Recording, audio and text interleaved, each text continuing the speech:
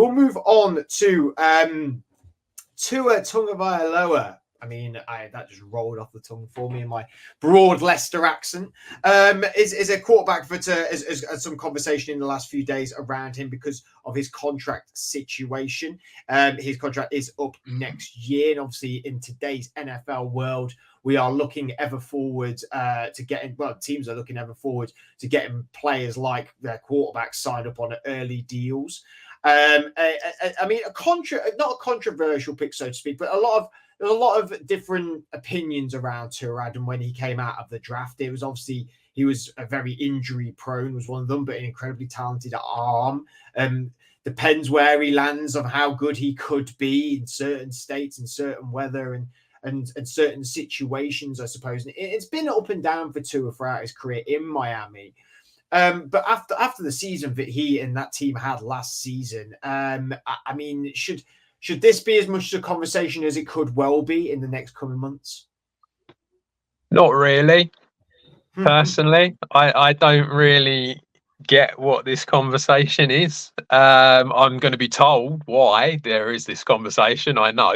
But it seems somewhat baffling to me. I understand there's been injury history. I get all of that. But he had the highest pass completion rate last year, apart from Dak and Brock Purdy. He was tied 5th on the amount of touchdowns he got. Most yards in the season. Clear improvement from 2022. I don't see why an NFL team is not going to...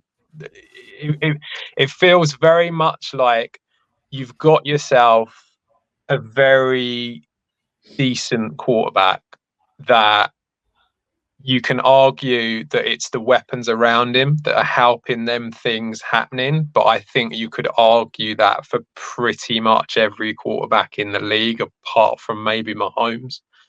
I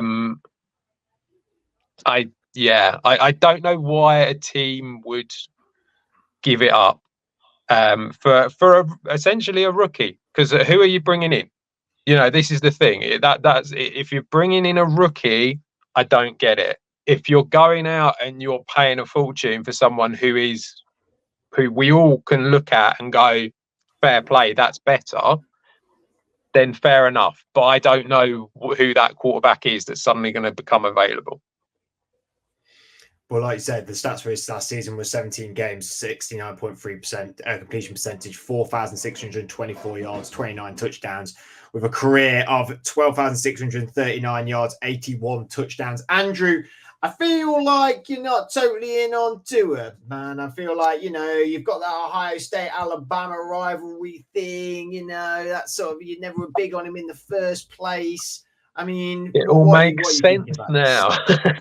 You've got Adam. You've got to get to the dad issues, man. You've got to get to the real ground in your soul issues of why you don't agree with these things, and it's the Ohio State Alabama thing in this case. I mean, surely it would be Ohio State Michigan if it was rivalry we were talking about. Not even in the same. Come on, Alabama's still a rival, though. Not in the same conference. The big one. This has all stemmed from Joel Clapp, essentially. Me and Adam did a mock the mock where we had Michael Penix in at the Dolphins, who a lot of people are saying is a bigger, stronger, better arm version of Tua. So he locked him in there. And then there's been other people that have then slowly jumped on it. I heard Nick Wright talking about it on his show, and various others kind of getting on the bandwagon of this. And it's not so much we don't think Tua is good enough because obviously he showed last year he has got some talent. When he's healthy, he can definitely get the ball out to Hill and Waddle very well. It's more the Dolphins have had to axe lots of players and let them just walk out the door because they're in a bit of cap hell. I think next year isn't much better for them. I think they've got like 20 million to spend next year on the cap space. And it's just in my head, I'm going, would you, because no quarterback plays in their final year of the contract. They get the contract done before they start playing. So there's two things here. if they haven't got a deal done before the draft, are they then now thinking, is he going to sit out through OTAs? Is he going to sit out until we get this deal done? Are we not going to have him in the facility? Should we draft someone just in case? So there's that element of it. The next element is, would you be confident in paying Tua, 55 million a year for the next 4 or 5 years? I mean, would either of you both want him at your organization and go, I'll pay. He's a good quarterback. I'll pay him 55 million a year when you've had to lose a load of players already. And I'm kind of thinking, is McDaniels can find someone that can do a similar thing to what Tua does? Penix can do a similar thing and better than what Tua does.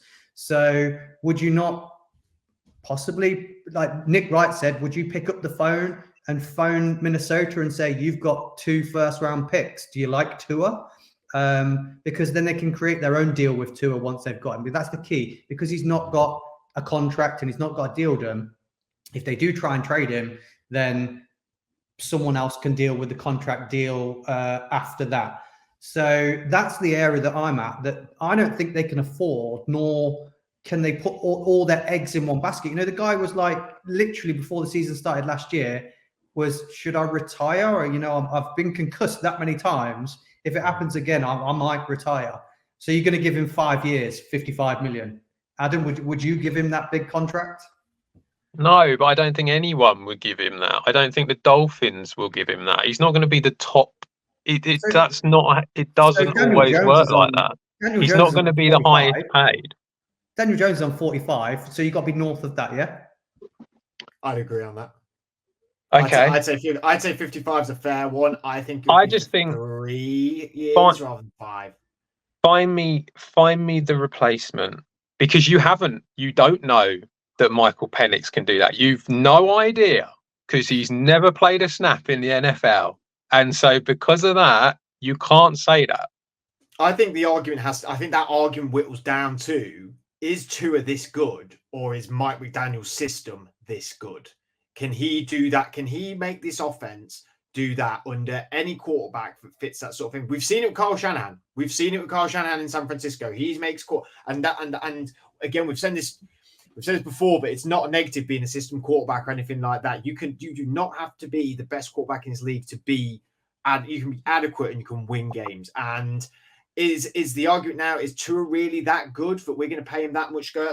Or have we just got a really great coach and we can get a player with similar aspects like Penix that can do this as well on a cheaper, younger deal? And yeah, he may come with injury worries later on in his career. We don't know that. I don't know Penix's injury history at college, but when we get into the NFL, anything can happen. Anything can happen with that. So there is that. Are we dangerously treading into Dak territory here, where we looked at what Dallas did with Dak's contract, and now it's coming up again soon? And we talked about this last week, and they really have been quite landlocked. And actually, they did it, and they still haven't won the Super Bowl. Is there a worry that this could happen as well for Miami? Did we go with me or that? Sorry, sorry. Well, that's entirely my point, isn't it? Overpaying for someone that you've already got in the building. That McDaniels didn't even draft Tua, did he? It's not his guy. So he can no longer ever use the excuse that's it's not my guy. If you give him the big contract and you commit to him, you're saying he is my guy. We are going to win now, which is what kind of the Cowboys did as well. They were like, Dak's our guy. We trust in him, so we're going to overpay him and let other people walk out the door and be happy with it. That's my issue. They've already decimated their team in free agency this time round. So what does it do for them? Even if Adam says it might not be over 50, if it's 46, 47, who else do you let go? Are you going to have to let go some of your other bigger names after that? I'm just getting that up actually, just to have a little look at what the cap situation is. I mean, when we go into 2025, you have a quick read, Adam. Do you think that Tua is good enough would you be happy to say, yeah, Green Bay, I'll have him for 4 years, some 50 million? No, of course not, because we've got better. I know you've already got better. That's not the point. I'm saying if you were in the situation where if you were the Vikings, would you say, we wouldn't mind someone who can distribute the ball to Jefferson and Addison well? Yeah, I'd love to give them Tua. I think we'd probably win quite a lot. It'd be a good idea. That. What's your? I just, the problem is it's really difficult. I just look at it and go, you need to bring in better. That's the problem. You can't just go, oh, we'll have that guy because he might be better. I just don't think NFL teams think in that way. Well, they've got decisions to make, haven't they? Because he's not going to play. Yeah, absolutely, they do. I just don't think that teams think in that way. I just don't think they go, oh, look, there's this. I know there's recency bias, and a lot of people like the new young thing and all that sort of thing, and I understand that. But like, I just don't think that teams will go, we've got this guy. He's clearly improved in his time that he's been here. But we're going to get rid of him and we're going to start again in the hope that this guy can do better, because we don't know. Now, if you're the number one pick and you're getting Caleb Williams, well, that's a whole different conversation. But they're not, are they? They're the 21, is it? I think the Dolphins are. So even if they move up a little bit, they're still not getting any of the top three.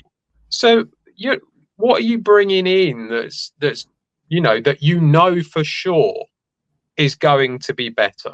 And the answer is you're not. So I think because of that, it's bad accounting. It's bad GM stuff. That's the problem, not so much Tua. I mean, I think you're just trying to find a quick fix for their bad financial management, which, it's like, well, they deserve to be punished for it, don't they? So, no. But what if they draft a quarterback in this draft coming up, or move up and get one? Don't move off Tua, let him sit and just let Tua's contract run out into next year, and they don't do anything about picks or anything like that. I mean, you could go down that route, but then you're dealing with a quarterback playing on his last year. Is he going to want to do that? Is he going to be happy that you've brought in a quarterback to basically potentially replace him? Is he just going to go, sod you, I'm going to sit and do nothing then? And then you've got no quarterback. That's the problem with that. I mean, it's an angle you can go down if you can hope that Tua will play. But I mean, we've seen a few times now in the past, haven't we, that quarterbacks tend to get a bit aggy if they don't like that. They get a bit funny about it. No quarterback's going to play on their last year. If they get injured or anything like that, then they've got no guarantees for the future and they're done. So he's going to. I think he'll sit out if he doesn't get a deal done. So if the Vikings are obviously a team that has been battered around by the bigwigs and by other reporters out there, is there any other teams that we think would maybe think about it? The only other one would be the Raiders, wouldn't it? Because there's no way that he could go to the Broncos. You don't think they could get that done? I don't see anyone else. I really don't. I think, like you said, you'd be asking one of the guys that's one, 2, or 3. Would you be asking the Patriots, or you'd be asking the Commanders? Yeah. Would you prefer Tua? You've seen what he can do. Would he fit in there a bit more? I mean, that's the thing. If they do manage to get a trade done, the likelihood of it happening is probably none. But I feel like we've got to talk about it because it's a topic. Because Tua is good, but he's got to be worth first round picks, hasn't he? So if you're getting picks for him, you can use those picks to then move up the draft. I know we'll talk about it next week, but there's a load of JJ McCarthy hype that's just flying around, and we'll definitely be talking that next week, because I never thought we'd be at this point saying JJ McCarthy hype, that he could be going at like 2 at the minute. It helps when your ex-coach goes to bat for you, doesn't it? Yeah. I wonder why he's batting for you when you've got the pick that people are going to trade for to get him. Oh yeah, he's amazing. Come and have my pick off me to have him. Yeah, that makes sense. But they could then build all those things up and go up and get someone and move up to like the 4th spot if they've got the picks from Tua. So if it comes to draft day and they haven't got a deal done, would you gamble on taking someone? I don't me, know. Who have they got as backup? Mike White? No.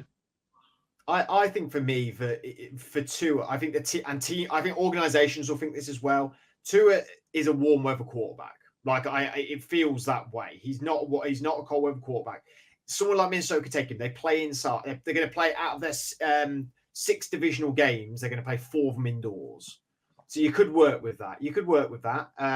Well, sorry. It'd be great in Green Bay. That's what we'd like to see, wouldn't it? When he comes to Green Bay and that cold, that's 2 games in the book straight away.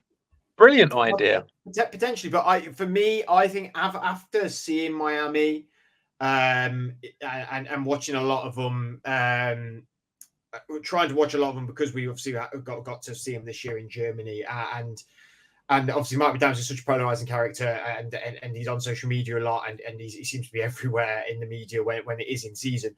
I do think Tua is his guy, much like Dak is Dak is Jerry Jones is Dak's Jerry Jones's guy. No, Jerry Jones is Dak's guy. Either way, one of them. It's never the coach. It's always Jerry Jones.